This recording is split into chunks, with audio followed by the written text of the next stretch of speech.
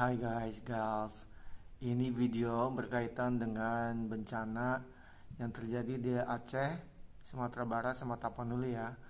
Ceritanya ini warga negara ideal lah. Tapi warga negara ideal yang beragama gitu. Jadi warga negara ideal yang beragama ini minta maaf kepada semua rakyat Indonesia yang lainnya. Nah ini ya kita mulai ya. Assalamualaikum warahmatullahi wabarakatuh. Saya bla bla bla bla minta maaf karena saya tidak menggunakan mata saya, telinga saya, mulut saya, kaki tangan saya, akal saya, smartphone saya, paket internet saya selama beberapa tahun ke belakang ini untuk mengingatkan teman-temanku, saudara-saudaraku dan masyarakat pada umumnya tentang ketidakbenaran dan ketidakadilan dan kezaliman yang berlangsung di hutan-hutan di wilayah Sumatera.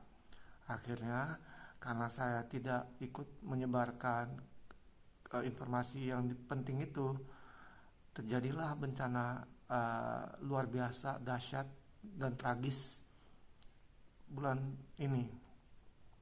Jadi saya mohon maaf kepada seluruh rakyat Indonesia atas ketidakbertanggungjawaban saya. Dan saya pun minta maaf sama Allah.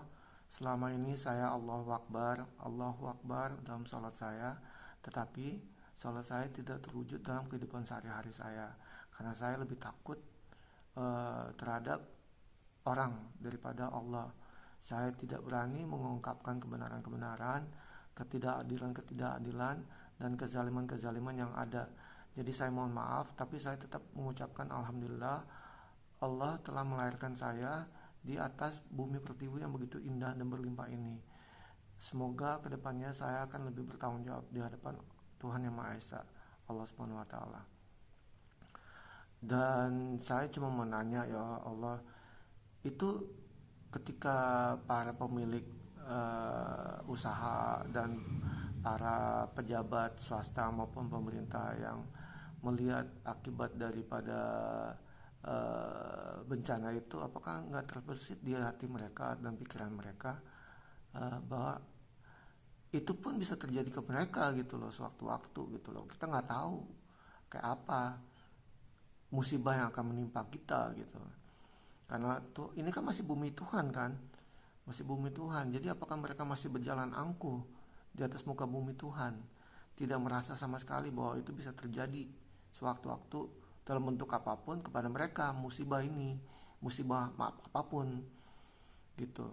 Atau memang benar di dalam Al-Quran itu Allah bilang bahwa ya ada orang-orang yang cuma percaya bahwa mereka nanti ketika meninggal akan jadi tulang belulang lalu menjadi debu.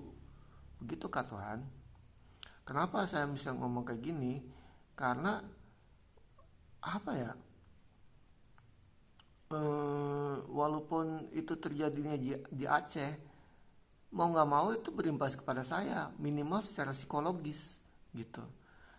Saya takut bagaimana hal itu bisa terjadi nanti di daerah saya, di daerah tempat tinggal saya gitu, karena ketidakadilan dan ketidakbenaran. Nah oleh karena itu ya seharusnya memang benar, banjir itu adalah suatu akibat keputusan politik, tapi bukan keputusan politik para pejabat pemerintah maupun swasta doang, tapi keputusan politik masing-masing anggota rakyat yang memilih diam atau malah ngetawain orang yang protes mengenai ketidakbenaran yang terjadi, sehingga akhirnya ujung-ujungnya jadinya banjir besar seperti ini yang luar biasa lah pokoknya. Jadi ya mungkin ini contoh ideal masyarakat yang mengaku beragama ya, mengaku bertuhan besar, malah maha pelindung malah. Ya itulah kekurangan kita, termasuk saya. Oke guys, thank you. Semoga kedepannya kita tuh sadar ya, makin sadar bahwa kita tuh punya Tuhan yang maha besar, maha pelindung, dan kita akan dimintain pertanggungjawaban. Mata, telinga, hidung, mulut, smartphone, paket internet, kaki, tangan, jabatan, uang, semuanya tuh katanya ngaku Tuhan maha besar, tapi takut sama yang lain. Tuhan kan nggak mau kayak gitu. Tuhan bilang hanya takuti saya, kata Tuhan. Jangan takut hal yang lain. Teorinya sih gitu. Nah, itulah ujiannya. Makanya ada yang diberkahi surga, ada yang kagak gitu. Karena disinilah bumi kita diuji gitu. Kalau Tuhan cuma butuh orang sholat ibadah, itu malaikat-malaikat apa kurangnya sujud ribuan tahun tuh malaikat. Jadi Allah tuh nggak butuh orang sholat, butuhnya berbakti. Kalau kata siapa tuh, Buya siapa tuh, lupa, Buya Syakur tuh bilang ibadah itu ya mengabdi ke Tuhan di atas muka bumi ini gitu loh. Bukan sholatnya, tapi buktinya mana, bukti sholatnya mana, bukti kalimat syahadatnya mana gitu. Karena itu yang ditanyain nanti, mana buktinya. Cuman ngomong asyhadu alla ilaha illallah wa asyhadu anna muhammadar rasulullah, semua orang juga bisa. Buktinya mana gitu. Takutnya nanti ditanyain gitu ya. Takutnya. Terus mau jawab apa nanti di sana kalau misalkan nggak bisa jawab? Totonya nggak masuk surga gara-gara itu.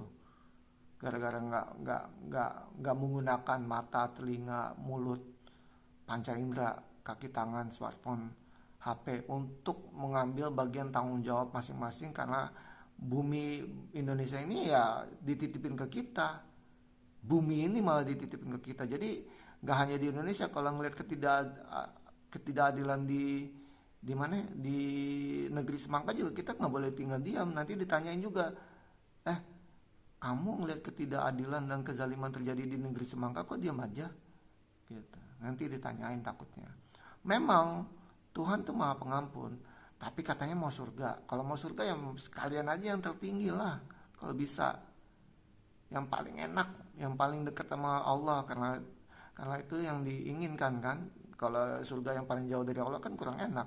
Nah, kan yang paling enak, yang paling dekat sama Allah kan yang paling enak, yang dekat para nabi dan rasul. So guys, think about it ya.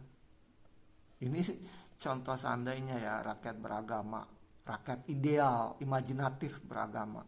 Thank you.